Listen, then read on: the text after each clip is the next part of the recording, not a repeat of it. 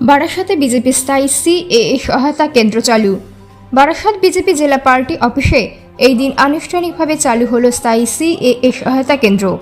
এই কেন্দ্রের মাধ্যমে সাধারণ নাগরিকদের নাগরিকত্ব সংশোধন আইন সিএএ সম্পর্কিত যাবতীয় তথ্য, নথি প্রস্তুত, সহায়তা ও দিশা দেওয়া হবে বলে জানানো হয়েছে জেলা নেতৃত্বের পক্ষ থেকে। বারাসাত জেলা বিজেপির সভাপতি রাজীব পোদ্দার জানান, সিএএ হল নাগরিকত্ব প্রদানের আইন, নাগরিকত্ব কেড়ে নেওয়া নয়। দীর্ঘদিনের বঞ্চিত শরণার্থী যারা ধর্মীয় নির্যাতনের কারণে ভারতবর্ষে আশ্রয় নিয়েছেন, তাদের মানবিক এবং সাংবিধানিক অধিকারের স্বীকৃতি দিতেই এই আইন। তিনি আরও বলেন, বিরোধীরা ইচ্ছাকৃতভাবে ভুল তথ্য ছড়াচ্ছে, তাই মানুষের সামনে পরিষ্কার তথ্য পৌঁছে দিতে বিজেপির এই উদ্যোগ। এই দিন জেলা যুব মোর্চা, মহিলা মোর্চা সহ একাধিক সংগঠনের সদস্যরাও উপস্থিত ছিলেন। নেতৃত্বের দাবি, প্রতিদিন নির্দিষ্ট সময়ে বিশেষ প্রশিক্ষিত কর্মী সহ আইনজীবীর দল সহায়তার জন্য থাকবেন। এলাকার সাধারণ বাসিন্দাদের মধ্যে ইতিমধ্যেই এই কেন্দ্র নিয়ে উৎসাহ চোখে পড়েছে।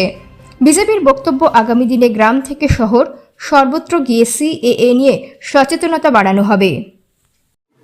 আজকে আমাদের ভারতীয় জনতা পার্টির আমাদের বারাসাত সাংগঠনিক জেলার যে কার্যালয় আছে, এখানে সিএ সহায়তা কেন্দ্র আজকে উদ্বোধন হবে, যেখান থেকে মানুষ আগামীকাল থেকে সিএর সব ধরনের সহযোগিতা আমাদের এখান থেকে পাবে।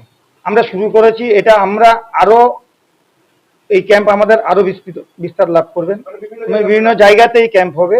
এটা বারাসাত জেলার এটা পার্মানেন্ট ক্যাম্প। এটা সিএটা হলো কাউকে নাগরিকত্ব দেওয়ার একটা আইন, কারণ নাগরিকত্ব হরণের আইন।